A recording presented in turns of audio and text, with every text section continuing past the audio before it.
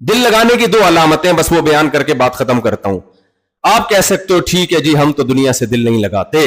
بھائی دل لگانے کی 2 علامتیں. نمبر 1, آپ دنیا کو اگر آخرت پہ ترجیح دیتے ہو نا تو اس کا مطلب آپ دنیا سے دل لگاتے. بعض مواقع ایسے آئیں گے ایک طرف اللہ رسول کا حکم ہوگا, ایک طرف دنیا ہوگی. جماعت کی نماز ہے اور کسٹمر دکان پہ کھڑے ہوئے, اللہ کہہ رہے ہیں مسجد میں آؤ, کسٹمر کہہ رہے ہیں سودا دو, اور آپ کسٹمر کو چھوڑ کے مسجد میں آ جاؤ, تو اس کا مطلب آپ نے دنیا سے دل نہیں لگایا.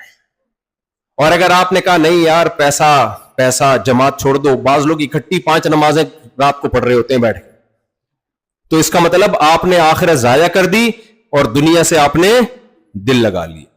یہ ایک علامت ہے دل لگانے کی. دوسری علامت, چھن جانے پہ غم کتنا ہوتا ہے.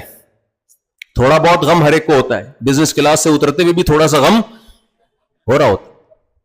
مجھے امریکہ ہمارے دوستوں نے بلایا, بزنس کلاس کا ٹکٹ دیا, وہ عرب کی ایک ایئر لائن ہے, میں نام نہیں لوں گا ورنہ لوگ سمجھیں گے کسی کمپنی کو پروموٹ کرنا چاہ رہا ہوں میں. اس کا بزنس کلاس ایسا کہ ہوش اڑ جائے آدمی کی, اتنے خوبصورت بزنس کلاس.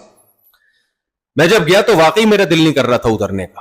حالانکہ امریکہ, پاکستان سے امریکہ کتنی لمبی فلائٹ ہے, کتنی لمبی, لیکن اتنا مزہ آیا اس میں, ایسے مزے سے سب چیزیں آ رہی ہیں, جو ہے وہ پانی بھی آ رہا ہے, چائے بھی کراچی والی چائے مل رہی ہے, اور دال چاول مچھلی فلانا, اور ایٹیٹیوڈ اتنا اچھا, اور اپنا الگ سیپریٹ روم, آرام سے لیٹے ہوئے ہیں, جب چاہیں بیٹھے ہوئے ہیں, جب چاہیں لیپ ٹاپ کھول کے پڑھ لیں, کچھ مطالعہ کر لیں, کتاب کھول کے, اتنا سکون سے. پھر نیند ایسی گہری, جب میں اترا میں نے کہا کاش ابھی امریکہ نہ آتا, یہ جہاز دنیا کے 3 چکر لگا کے امریکہ پہنچتا.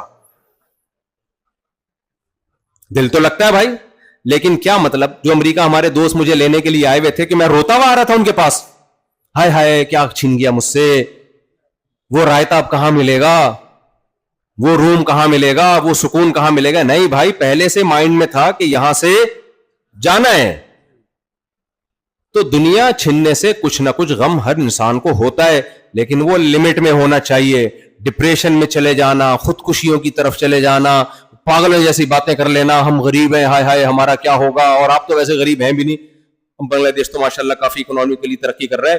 لیکن امیر ہو یا غریب ہو, دنیا سے دل لگانے کی نہیں.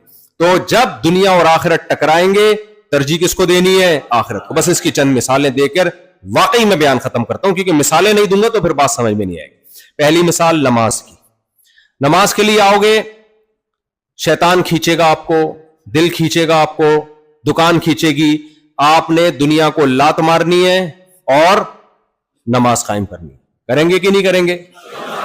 نمبر 2, خواتین بھی بیان سن رہی ہیں, دل آج کل کسی کا نہیں کرتا عورت کا پردہ کرنے. پہلے زمانے میں جو عورت پردہ نہیں کرتی تھی لوگ عزت کی نگاہ سے دیکھتے ہی نہیں تھے. اب جو پردہ نہیں کرتی لوگ کہتے ہیں لگتا ہے کسی ایجوکیٹڈ فیملی سے ان کا تعلق. پڑھی لکھی خواتین, جتنی دولت آئے گی کپڑوں کا سائز اتنا ہی چھوٹا. آج مالدار عورت کے کپڑوں پہ پیسہ تو لگ رہا ہے, کپڑا نہیں لگ رہا. ایسا ہی ہے نا, مالدار عورت کے لباس پہ پیسہ لگ رہا ہے, کپڑا نہیں لگ رہا. تو پہلے زمانے میں جو عورت پردہ نہیں کرتی تھی عزت نہیں ہوتی تھی اس کی, اب زیادہ عزت اس کی ہے, ایجوکیٹڈ ہے, پڑھی لکھی ہے, بولڈ ہے, وغیرہ وغیرہ. آج عورت اگر پردہ کرے تو وہ کس کے حکم پہ کرے گی؟ اللہ کی. وہ دنیا کو لات مار دے. اور میرے بھائی بہت معذرت کے ساتھ, عورت پہ چچا زاد بھائی سے پردہ بھی فرض ہے, دیور سے پردہ بھی, دیور شوہر کا چھوٹا بھائی اور شوہر کا بڑا بھائی جیٹھ, ان سے بھی عورت پہ پردہ فرض ہے. تو اب دنیا اور آخرت جب ٹکرا رہے ہیں تو ہماری مسلمان عورتوں نے کس کو ترجیح دینی ہے؟ اللہ کے حکم کو ترجیح دینی ہے. ہاں جوائنٹ فیملی میں اس طرح پردہ نہیں ہوتا جیسے باہر, بس اتنا کافی ہے کہ سر پہ چادر رکھیں, جیٹھ یا دیور کا گزر ہو تو پردہ تھوڑا سا آگے کر لیا, اس کے سامنے بیٹھ کے گپے نہ ماریں اس سے. سالی کا بہنوئی سے پردہ بولو فرض ہے. آپ اپنی بیگم جب ہوتی ہے اس سے تو بات نہیں کرو, جیسی سالی آتی ہے ایک دم آپ کے اندر ایک عجیب سے हार्मोन्स हैं जो हरकत में आ जाते हैं, आपके चेहरे पे चमक आ जाती है भाई, बशर्ते कि वो साली खुश्क साली का शिकार ना हो। खुश्क साली कहते हैं कहत को, बात साली ऐसी होती हैं कहत ज़दा होती हैं, लेकिन अगर थोड़ी सी भी वो खूबसूरत है तो बेगम को छोड़ के किधर भाग रहा होता है भाई। ये किस गैर मुस्लिम घरों में हो सकता है, हम मुस्लिम हैं, अल्लाह ने हमारे लिए हमारी बीवी को बनाया है, हमारी साली को नहीं बनाया। तो जिस नियत से साले को देखते हो ना साला कहीं का, उसी नियत से किसको देखा करो, साली, साली कहीं की। समझ रहे हो? तो साले के लिए तो अजीब से जज्बात होते हैं, साला फिर आ गया, और साली आए तो माशाल्लाह बड़े दिनों बाद आई। उसके लिए क्या होते हैं, बड़े दिनों बाद आई। तो ये अल्लाह की हुदूद है, ये अल्लाह की क्या है, हुदूद है। और क्या है, अल्लाह ने औरत को हुक्म दिया शौहर को सरबराह मान लो। मैंने आर्टिफिशियल इंटेलिजेंस से अपने बारे में पूछा, 4-5 दिन पुरानी बात है, अपने बारे में पूछा ये कौन है, क्या बातें करता है। आर्टिफिशियल इंटेलिजेंस ने कहा ये बंदा कहता है औरतों को कि शौहरों की इताअत किया करो, ये लिखा हुआ है मेरे बारे में।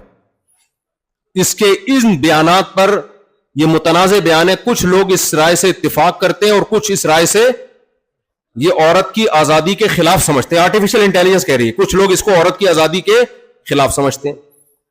देखो कोई भी दुनिया में आजाद नहीं है। इमाम आजाद है क्या ना, 3 नमाजों में नागे करेगा, कमेटी वाले पूछेंगे भाई क्या हो गया, तनख्वाह तो पूरी ले रहे हो, पूरे 3 नमाजें ही गोल कर गए, तो आजाद है इमाम।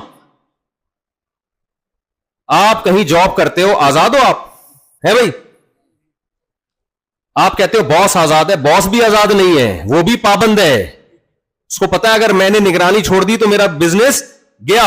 वो भी बहुत सौ की चापलूसी भी कर रहा होगा, कड़वी कसीली भी बर्दाश्त कर रहा होगा अपनी कंपनी को चलाने के लिए। आजाद तो मेरे भाई दुनिया में कोई भी नहीं होता, नामुमकिन है। अगर औरत शौहर की इताअत से आजाद होगी तो एयर होस्टेस बनेगी, वहां उसका कोई बॉस होगा जो सारा दिन फिर लोगों की खिदमत में लगी रहेगी, किसी कंपनी में जॉब करेगी, वहां मुलाजिम होगी। हमने तो बाहर मुल्कों में अजीब मंजर देखा यार, खवातीन खाना पका भी रही हैं, सर्व भी कर रही हैं, बच्चा भी पाल रही हैं। ये जुल्म नहीं है क्या? किस कदर उसके ऊपर जिम्मेदारी है, और मर्द अपाहज बने हुए हैं। तो औरत को अल्लाह ने जो हुक्म दे दिया शौहर की इताअत करो, ये औरत के फायदे के लिए। ये एक इताअत तुम्हें 1000 गुलामियों से बचाएगी। और शौहर को हुक्म दे दिया सारी जिंदगी का नान नफका इसके लिए, और तुम्हारी विरासत में भी इसका हिस्सा है। यहां कुछ खवातीन कहती हैं कि हमारे मियां तो जालिम हैं और वगैरह वगैरह, हम क्यों इनकी इताअत करें, और ये तो हमारे हुकूक अदा नहीं कर रहे। भाई ये तुम्हारे मियां का मसला है, सारी दुनिया के मियां ऐसे नहीं होते, तो इससे इस्लाम का हुक्म खराब थोड़ी हो जाता है। कुछ औरतों को मियां गलत मिल जाते हैं, जोड़ के नहीं होते, हम पल्ला नहीं होते। मास्टर्स लड़कियां मैट्रिक के भागे हुए लड़कों से उनकी शादियां हो रही हैं, ऐसे भी वाकयात आए हैं। मैट्रिक भी बड़ी बात है, मैंने डॉक्टर लड़की का निकाह 8वीं के भागे से करवाया हुआ है, तो जोड़ की शादी हुई है। तो उसका फिर वही हल है कि जब ज्यादा शादी होंगी तो फिर औरतों के लिए आसानी हो जाएगी, तो हर एक को बराबर का जोड़ कर इसमें ज्यादा, इसमें मैं बोलना नहीं चाहता यहाँ पे, ज्यादा मुनासिब नहीं। तो वो खवातीन फिर जो है ना वो नाराज होती है। तो वो उसका हल ये है कि कुफूफ में निकाह हो नहीं रहा, लेकिन सारे मियाँ ऐसे नहीं होते भाई। कुछ मियाँ आप जैसे शरीफ भी होते हैं, वो अपनी जिम्मेदारी पूरी कर रहे होते हैं। तो उन मियाओं के बारे में अल्लाह ने हुक्म दिया कि सरबरा घर का कौन होगा, वो वाला में जो बुनियादी हुकूक, 100% तो दुनिया में सही कोई भी नहीं होता। तो ये औरत को हुक्म दिया है, मर्द को हुक्म दिया कि ये मातहत है, आपकी गुलाम और बांदी नहीं है, ये इससे मोहब्बत करो।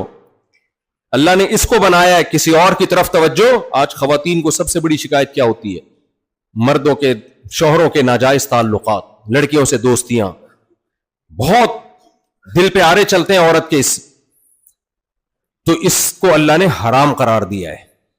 मर्द को अल्लाह ने हुक्म दिया दाढ़ी काटने का या रखने का, हिम्मत करके रख लो मेरे भाई। क्या ख्याल है भाई, کوئی ٹیکس نہیں ہے اس کے اوپر, کوئی وزن نہیں زیادہ بڑھ جاتا. مفتی محمد شفیع صاحب کے پاس ایک صاحب آئے, کہنے لگے وہ 2-4 مولوی ہیں, اتنی بڑی بڑی داڑیاں اور اچھل کود مچائی ہوئی ہے انہوں نے, وہ کوئی ورزش کر رہے تھے نا, اتنی بڑی بڑی داڑیاں رکھ کے اچھل رہے ہیں. تو حضرت مفتی شفیع صاحب رحمہ اللہ نے فرمایا کہ داڑھی کا وزن تو ایک شٹانک بھی نہیں ہوتا بھائی, اس کو رکھ کے اچھلنا کون سا مشکل کام ہے, یا تو اتنا ویٹ ہوتا نا کہ اچھلا نہیں جاتا. لوگوں کو داڑھی والے کے ہر کام پہ اعتراض ہوتا ہے.